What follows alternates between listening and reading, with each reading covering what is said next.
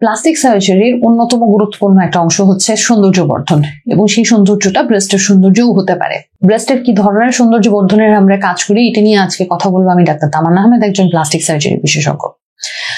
কারো ব্রেস্ট ছোট বা জন্মগতভাবেই ব্রেস্ট ডেভেলপমেন্ট হয় নাই বা ব্রেস্টটা সাইজে ছোট, সেই ক্ষেত্রে আমরা ব্রেস্ট বড় করতে পারি। ইনজেকশনের মাধ্যমে, ব্রেস্ট ফিলারের মাধ্যমে, কোনো কাটাছেঁড়া ছাড়া আমরা ব্রেস্ট বড় করতে পারি।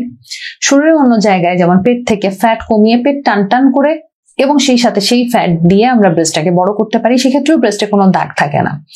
এছাড়াও চমৎকার একটা রেজাল্ট আমরা দিতে পারি ব্রেস্ট ইমপ্ল্যান্টের মাধ্যমে, সিলিকন বেসড ব্রেস্ট ইমপ্ল্যান্টের মাধ্যমে আকর্ষণীয় একটা ফুলার এবং টাইট ব্রেস্ট আমরা আপনাকে দিতে পারি। কারো কারো ক্ষেত্রে ব্রেস্ট অনেক বড় হয়ে যায় এবং ঝুলে যায়, সেই ক্ষেত্রে সার্জারির মাধ্যমে, ব্রেস্ট রিডাকশন সার্জারির মাধ্যমে আমরা ব্রেস্টটাকে ছোট এবং টাইট করে দিতে পারি।